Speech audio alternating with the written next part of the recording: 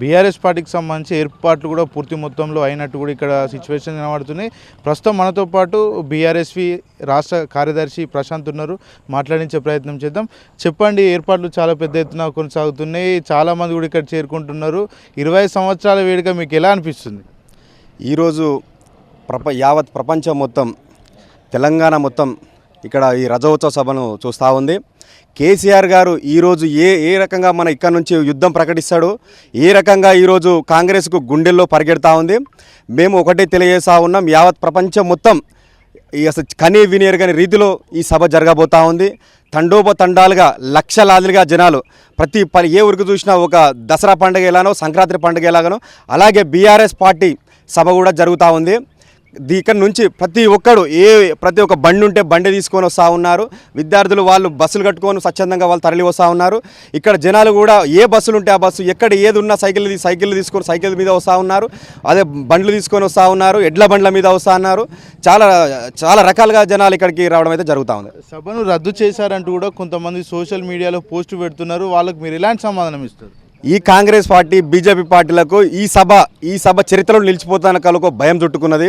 అదే ఈ రకంగా సభను వేరే దగ్గర సభ జరుగుతూ ఉంది, వర్షం కారణంగా సభ జరుగుతూ ఉంది, దీనికి పర్మిషన్ లేదని ఒక ప్రజలకు తెలియజేయాలని అనుకుంటున్నారు. కానీ ప్రజలు స్వచ్ఛందంగా వాళ్ళకు అర్థమైపోయింది. 25 బీఆర్ఎస్ పార్టీ 24 సంవత్సరాలు పూర్తి చేసుకొని 25 సంవత్సరంలోకి వెళ్తుందని ఆల్రెడీ ఇక్కడికి జనాలకు పూర్తి గ్రౌండ్ స్థాయి వెళ్ళిపోయింది. వాళ్ళు స్వచ్ఛందంగా తరలి వస్తారు. చాలామంది నాయకులు బీఆర్ఎస్ పార్టీని విడిచిపెట్టి అధికారంలో ఉన్న కాంగ్రెస్ పార్టీలోకి వెళ్ళిపోయారు. ఇంత పెద్ద సభ జరగడం పట్ల వాళ్ళు ఏ విధంగా అనుకుంటున్నారు, వాళ్ళ ఆలోచన ఎట్లుంది అనుకోవచ్చు?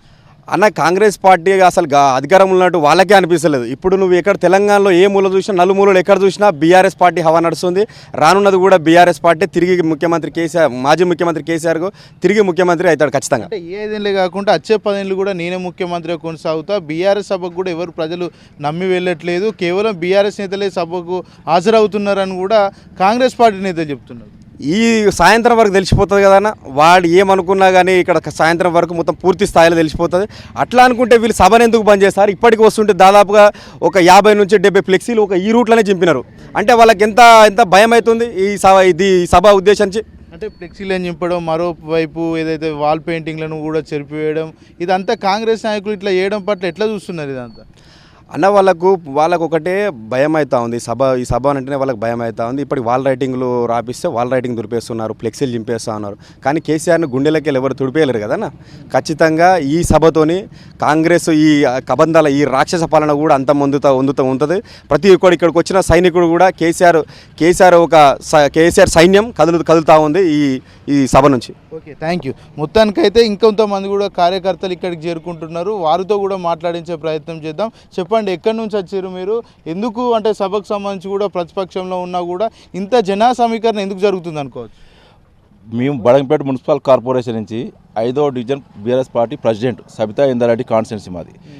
అక్కడికి వెళ్ళి మాకు స్వచ్ఛందంగా రాత్రికి వెళ్ళి మా కాన్స్టిట్యున్సీ నుంచి మా డివిజన్కి వెళ్ళి 50 కార్లు ఇప్పుడు కంటిన్యూగా వస్తున్నాయి. ఇంకా ఒక 10 బస్సులు వస్తున్నాయి అక్కడ నుండి. తండాలు కదిలి వస్తున్నారు అక్కడ నుండి. ఎందుకంటే కాంగ్రెస్ వాళ్ళు 1.5 year మేము దాదాపుగా రియల్ ఎస్టేట్ చేస్తాము. మేము ఇప్పటివరకు ఒక ప్లాట్ కూడా అమ్మలేదు. ఎవరికి వాడు స్వచ్ఛందంగా మేము వస్తామని వస్తున్నారు. ఎవరికి బిజినెస్ లేదు, ఎవరికి బతుకు తెరవలేదు. రేవంత్ రెడ్డి పాలన అట్లా ఉన్నది. అంటే Revanth Reddy real estate business గతంలో చేసారు, ఆయనకి దాని మీద అవగాహన ఉంటుంది. ఎందుకు ఇట్లా మరి రియల్ ఎస్టేట్ రంగం కూలిపోతున్నా కూడా ఆయన పట్టించుకోవట్లేదు. ప్లాట్ కొనమంటే ఎవడు ఎప్పుడు గుంజుకుంటాడు? రేవంత్ రెడ్డి అనే కాడికి ఎవరు రావట్లేదు. కొందామని ఇన్వెస్ట్ చేయడానికి కూడా ఎవరు ముందుకు రావట్లేదు. ఎందుకంటే హైడ్రా తీసుకొచ్చిండు, ఇవి తీసుకొచ్చిండు, లేనిది ఆ జోన్ ఈ జోన్ అని అందరూ భయభ్రాంతులకు గురి చేశాడు రేవంత్ రెడ్డి పాలన వచ్చి. అక్రమాలు చేసిన వల్ల ఇండ్లే మొత్తం కూలగొడుతున్నామని ప్రభుత్వం చెప్తుంది. ఇక్కడ పెద్దవాళ్ళ అట్నే వచ్చి పేదవాళ్ళే కూలగొడుతున్నారు. మీరు చూస్తలేరా? ఎక్కడ ఇప్పుడు ఎల్ఆర్ఎస్ అని పెట్టిరు, అవి అన్నిటికీ ఇస్తున్నారు. ఇప్పుడు మళ్ళీ ఆ ఇన్ని రోజులు ఏమో ఎల్ఆర్ఎస్ లేదు అన్నాడు, అప్పుడు వద్దన్నాడు ప్రతిపక్షం ఉన్నప్పుడు. ఇలా కట్టిపిస్తున్నాడు, లక్షలు తీసుకొచ్చి కట్టాల్సి వస్తుంది. నానా ఇబ్బందులు ఉంది. గ్రౌండ్ లెవెల్లో ఏ ఒక్కడు బతికే పరిస్థితి లేదు. 1.5 year మేమే నానా ఇబ్బందులు పడుతున్నాం. ఈ మధ్య కాలంలో రియల్ ఎస్టేట్ వ్యాపారులతో పాటు బిల్డర్లు కూడా ఆత్మహత్యలు చేసుకుంటున్నారు, బిజినెస్ మొత్తం నష్టం చేయబట్టి. ఎట్లా చూస్తారు ఇదంతా? అది నిజం బ్రదర్, అది మేము కూడా అనుభవిస్తున్నాం ప్రత్యక్షంగా. మా కడుపులో ఉన్న బాధ అయితే అందరికీ తెలియదు కదా. ప్రతి ఒక్కడు ఎవరి కాడు చెప్పుకోలేక వాళ్ళ ఆత్మహత్యలకు గురవుతున్నారు. బిల్డర్లు, రియల్టర్లు 13 లక్షల మంది దాదాపు అంతా ఖాళీగా ఉన్నారు. ఇప్పుడు మన హైదరాబాద్ చుట్టూ సరౌండింగ్ బిఎన్రెడ్డి ఏరియాలో, బొంగళూరు సరౌండింగ్లో మొత్తం ఖాళీ. ఏ ఆఫీస్ చూసినా ఒక్కడు ప్లాట్ అమ్మేది లేదు. ఏందిరా నాయన అని మొత్తుకుంటారు. వద్దురా నాయన అని కాంగ్రెస్కి ఓట్లు వేసిన వాళ్ళే వద్దురా నాయన అంటారు వాళ్ళు. ఒక్కసారి గ్రౌండ్ లెవెల్లో మీరు కూడా తిరిగి చూస్తే తెలుస్తుంది. అంటే ప్రజలంతా ఏమనుకుంటున్నారు కాంగ్రెస్ పాలన గురించి? కాంగ్రెస్ పాలన ఎప్పుడు పోతుందా అని చూస్తున్నారు, కలిసినోడెల్లా ఇది ఎప్పుడు పోద్దా అని చూస్తున్నారు. మనం గ్రౌండ్ లెవెల్ ఎంత ఇబ్బంది పడుతారు, రైతులు ఎంత ఇబ్బంది పడుతారు, రియల్టర్లు ఎంత ఇద్దరు, సన్నకారు రైతులు, చిన్న చిన్న వ్యాపారాలు చేసుకునే వాళ్ళు కూడా బిజినెస్ లేదు ఇవాళ. అంటే ఇదంతా ఎవరు గవర్నమెంట్ నమ్మకం కలిగేలేకపోతుంది వాళ్ళకు. పేద ప్రజలు మా పట్ల హర్షం వ్యక్తం చేస్తున్నారు, పేద ప్రజలకు మేము న్యాయం చేస్తున్నాం, వాళ్ళకి అందేటువంటి సంక్షేమ పథకాలన్నీ కూడా పూర్తి మొత్తంలో అందిస్తున్నామని ప్రభుత్వం చెప్తుంది. అవన్నీ అందితే ఈ కేసీఆర్ని ఎందుకు కోరుకుంటారు? ఇప్పుడు ఏ ఒక్కడు బతుకు తెరువు లేకుండా అయిపోయింది మన రాష్ట్రంలో. పక్క రాష్ట్రాలకు పోతున్నారు, ఇప్పుడు బెంగళూరు పోతున్నారు, అక్కడ పోతున్నారు. అక్కడనే ఎట్లయితే ఇదివరకు ఏమో నెంబర్ 1 రాష్ట్రం, ఇవాళ ఎట్లా అది రిజిస్ట్రేషన్ ఛార్జెస్ ఇవన్నీ మొత్తం మన రెవెన్యూ మొత్తం తగ్గిపోయింది. ఇప్పుడు మరి పెరగాలి కదా. కేసీఆర్ రావాలని ఎవరు కూడా కోరుకోవట్లేదు, కేవలం కేసీఆర్ ఫామ్ హౌస్కే పరిమితం అవుతాడు, బీఆర్ఎస్ పార్టీ కూడా భూస్థాపితం అవుతుంది అంటూ కూడా బీజేపీ కాంగ్రెస్ రెండు ప్రధానంగా ఆరోపణలు చేస్తున్నాయి. ఎట్లా చూస్తారు ఇది? ఆయన ఏడ ఉన్నా చేసే సంకల్పం ఉండాలి. ఆయన గ్రౌండ్ లెవెల్ నుంచి వచ్చిండు. ఏ మూలన ఏ వంకనైనా ఏ వాగినడినా, మాది నారాయణ సార్ కాన్స్టిట్యున్సీ మా ఊరు. మేము అప్పుడు నోముల నరసింహ కూడా ఎంబడి గెలిపించినాం మేము అప్పుడు. ఇప్పుడు ప్రతి ఒక్క రైతు ఏడికి పోయినా మా ఊరికి వెళ్ళి కూడా కదిలి వస్తున్నారు ఇక్కడికి. ఎవరు చెప్పలేదు, స్వచ్ఛందంగా వస్తున్నారు. ఒక్కొక్కరు బస్సులు కార్లు ఎట్లా దొరికితే అట్లా వస్తున్నారు. రేవంత్ రెడ్డి కూడా గ్రౌండ్ టు ఎర్త్ అంటారు కదా, ఆయన కూడా కింది స్థాయి నుంచి మీదకి వచ్చినా అని చెప్పుకుంటారు. రైతులకు ఏం చేసిన చెప్పండి, ఇవాళ ఒక్కటి చెప్పండి మీరు. వాళ్ళు చేసిన ఒక్క మంచి పని చెప్పండి మీరు. రైతు రుణమాఫీ కూడా ఏకకాలంలో 2 లక్షలు ప్రతి ఒక్క రైతుకి వేసామని. ఏ ఊరికి పోదామా? మా ఊరికే పోదామా? ఎక్కడా కాలేదు. 20%, 25% కానీ ఎక్కువ ఎక్కడ కాలేదు. అది అవాస్తవం, అబద్ధాలు అట్లా చెప్పే కదా. ఇప్పుడు ఆయన మైనస్ అయ్యేది గదే, నిజం చెప్తే చాలు. రైతు భరోసా గతంలో 12,000 ఇస్తుండే, మేము వచ్చినాక 15,000 ఇస్తామని చెప్పిండు. మరి ఇప్పుడు పరిస్థితి ఏ విధంగా ఉంది, రైతులు ఏమనుకుంటున్నారు? ఇప్పుడు ఈడు 2 కార్లు ఇస్తాడా కేసీఆర్ అన్నాడు, 3 కార్లు ఇయ్యడా తెలియదా అని అప్పుడు తిట్టిండు.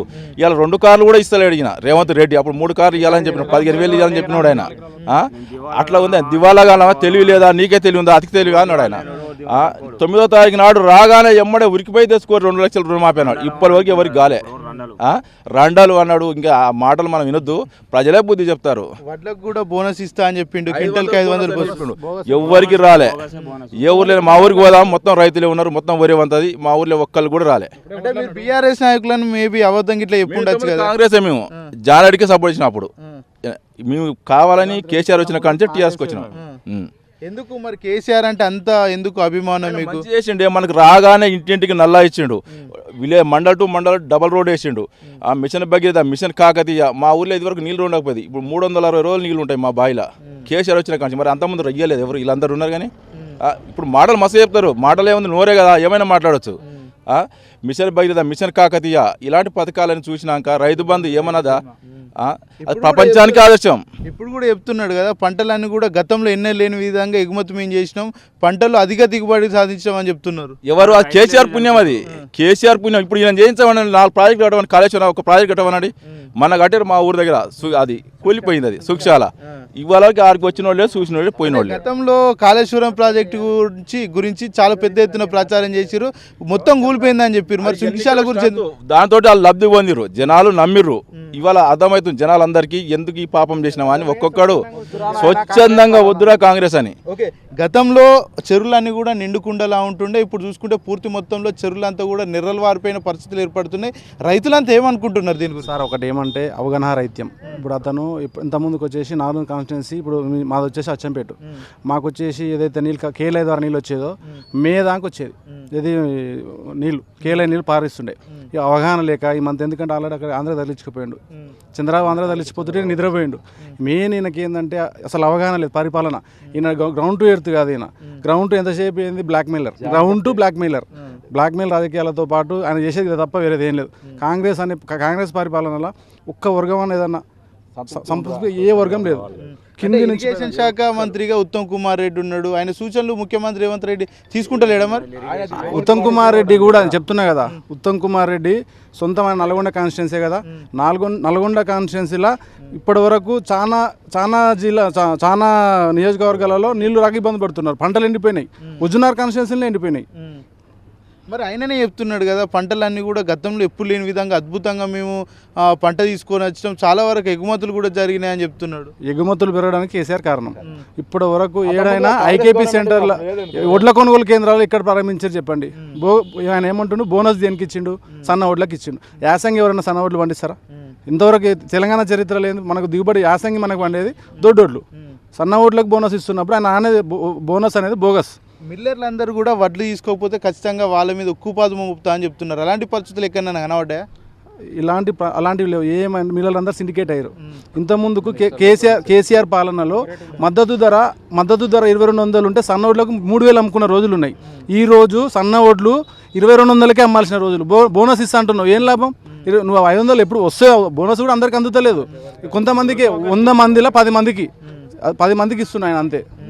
అంటే రేషన్ కార్డులు అంటే అధికారంలోకి వచ్చిన వెంబడే రేషన్ కార్డులు ఇస్తామని చెప్పారు. మరి రేషన్ కార్డులు అన్ని ప్రామాణికంగా తీసుకుంటారు. రేషన్ కార్డులు ఎక్కడ నన్ను ఎవరికైనా ఇచ్చిన పరిస్థితులు ఉన్నాయి. రేషన్ కార్డులు అనేది ఇప్పటి వరకు నేను మళ్ళీ చెప్తున్నాను, ఏ ఊరిలో ఒక రేషన్ కార్డు ఇవ్వలేదు. ఆయన లిస్ట్ అనేది ఒకటి ప్రకటించిండు. ప్రకటించిన కాడికే, ఎంత ప్రకటనల కాడికే ఉంది, ఫామ్ల కాడికే ఉంది, ఆయన తీసుకునే దరఖాస్తుల కాడికే ఉంది, కానీ ముందుకు ఏది సాగుతలేదు.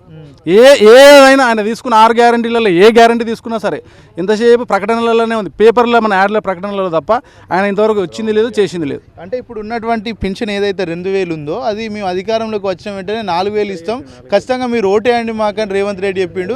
మరి చాలా మంది వృద్ధులు కూడా వేచి చూస్తున్నారు, ఎవరికైనా ఇచ్చిన పరిస్థితులు ఉన్నాయా? 2000 పింఛన్ 4000 చేస్తా అన్నారు కదా. 2000 పింఛన్ 2 సార్లు ఎగ్గొట్టిండు. ఇప్పటికి 2000లోనే 2 సార్లు ఎగ్గొట్టిండు. 4000 సంగతి దేవుడేరుగు, 2000లోనే 2 సార్లు ఎగ్గొట్టిండు. ఎప్పటికైనా ఏంటంటే మభ్య పెట్టి అవస్థవాళ్ళు చెప్పి అధికారంలోకి వచ్చిండు. ఇది ఎక్కువ రోజులు కొనసాగారు. ఎప్పటికీ మమ్మాటికి మళ్ళీ నిజమే కొనసాగుతుంది. కేసీఆర్ చేసిన పరిపాలన అందరూ కోరుకుంటున్నారు. ప్రతి ఒక్క వర్గం ఊర్లల్లో స్వచ్ఛందంగా నేను వస్తా కేసీఆర్ సభకు, నేను వస్తా అని చెప్పేసి తండోపతండాలుగా స్వచ్ఛందంగా ఆల్రెడీ మహబూబ్నగర్ జిల్లా అచ్చంపేట నియోజకవర్గం మాది. అక్కడి నుంచి మేము నిన్న బయలుదేరి ఇప్పుడు ఇక్కడికి చేరుకున్నాం. నాతో పాటు ఒక 100,000 మంది స్వచ్ఛందంగా ఎవరిది కేసీఆర్ను చూడాలి, ఆయన ఏం ఉపన్యాసం ఇస్తాడు, ఆయన ఏం జరగబోతుంది అనే విధంగా ఎదురు చూస్తారు. ప్రజలుగా అందరికి కూడా బీఆర్ఎస్ మీద విశ్వాసం లేదు. ప్రజలంతా కూడా కాంగ్రెస్ వైపే మొగ్గు చూపుతున్నారు. కాంగ్రెస్ పార్టీ కూడా చాలా సంస్కరణలు చేస్తుంది, సన్న బియ్యం కూడా అందిస్తుందని చెప్తున్నారు. సన్న బియ్యం అని చెప్పేసి 2-3 రోజులు ఆర్భాటం చేశారు. తర్వాత వాళ్ళు రేషన్ కార్డులు బంద్ చేశారు, రేషన్ దుకాణాలు బంద్ చేశారు. రీజన్ ఏంటంటే వాళ్ళది ఎంతసేపు ప్రకటనలలో పేరు గొప్ప ఊరు దిబ్బ అనే స్టైల్లో ఉంది వాళ్ళది. మీరు చేసేటోళ్ళు ఏంటంటే సన్న ఓట్లు నువ్వు ఇస్తానంటున్నావు, ఇచ్చి చూపించాలి కదా. రేషన్ దుకాణాలు ఎందుకు బంద్ చేసినావు? ఇంకోటి నువ్వు సన్న బియ్యం ఇచ్చే స్తోమత నీకు లేనప్పుడే నువ్వు రేషన్ దుకాణాలు బంద్ చేస్తావు కదా. ప్రజలకి ఇది జరుగుతలేదు. ఎంతసేపు ఆ ఒక్కరోజు మంత్రి వచ్చి ప్రారంభిస్తాడు, ఎమ్మెల్యే వచ్చి బంద్ చేస్తాడు. అది ఆ స్టైల్లో ఉంది. ప్రజలంతా ఏమనుకుంటున్నారు? ఏదైతే ప్రకటనలకు పరిమితమవుతున్న ప్రభుత్వం ప్రజలంతా ఎట్లా చూస్తున్నారు? ప్రజలందరూ దీన్ని గ్రహించరు.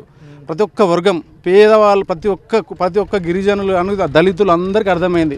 ఒకటే ఒక నినాదం ఉంది, మాకు నెక్స్ట్ ఎప్పుడు వస్తాయి ఓట్లు, ఏ ఎలక్షన్లు వచ్చినా మేము ప్రతీకారం తీర్చుకుందాం అనే నినాదంతో వాళ్ళు ముందు చూపుతోటి ఉన్నారు. ప్రతి ఒక్కరు ఇంకొకటి ఏంటంటే ఆయన అంత ఉన్నప్పుడు అంత మంచి పని చేస్తే ఎలక్షన్లకు ఎందుకు వద్దలేడు అంటే అవి ఏ ఎలక్షన్లు అని అనుకోండి. చుట్టూ మున్సిపాలిటీలు ఉన్నాయి, హైదరాబాద్ చుట్టూ మున్సిపాలిటీలు ఉంటే మున్సిపాలిటీ ఎలక్షన్లు బంద్.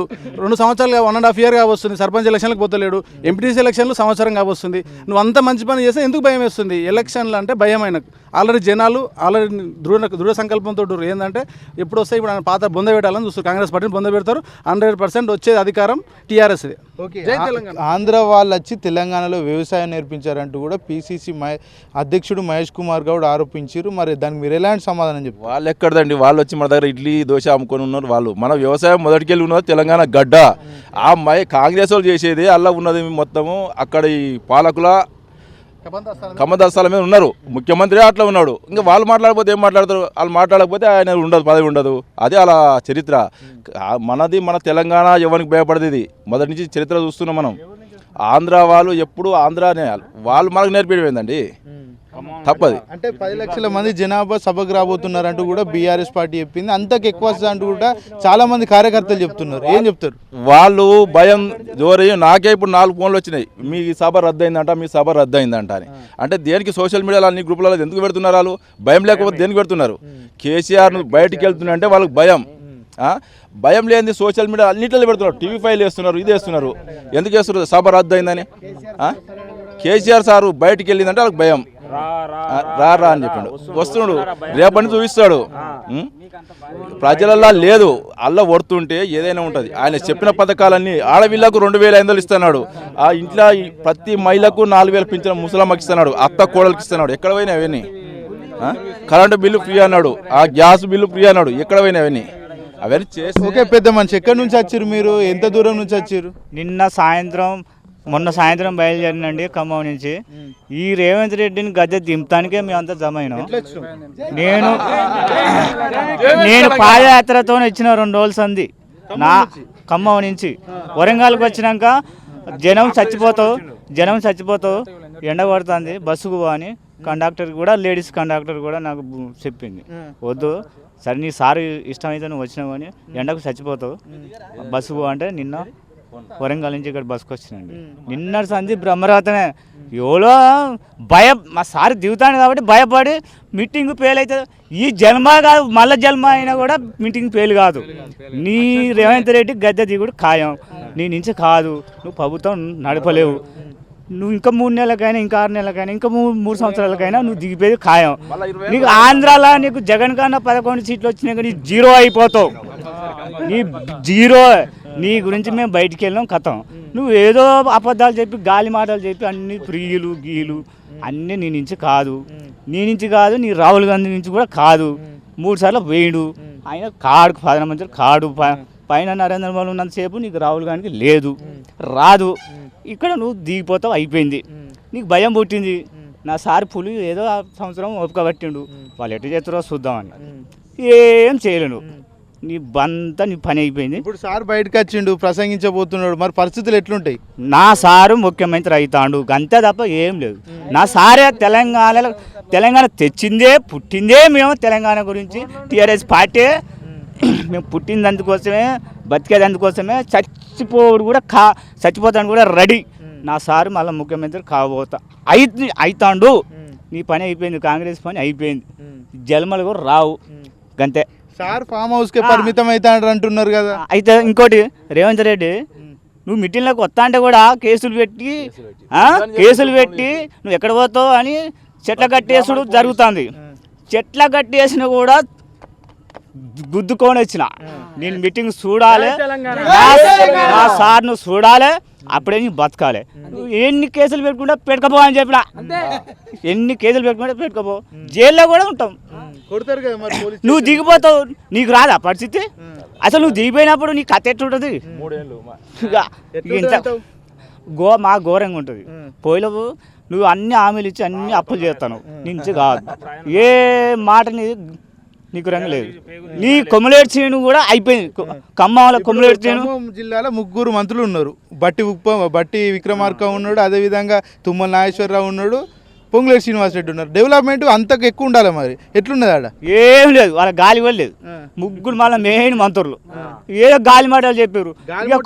ఇక కొమ్మలేటి చేను, ఇక ఇంకోటి కొమ్మలేటి చేను కూడా చెప్పాలంటే ఇక గంజాయి గుండగాలను నింపిండు ఖమ్మం జిల్లా మొత్తం. నీ పని అయిపోయింది. అందరూ నీ బాట, నీకు ఇంతమంది మంచి పేరు ఉండే కానీ ఇప్పుడు నీకు గాలి పోయింది. నువ్వు కూడా గద్దె దిగిపోతావు.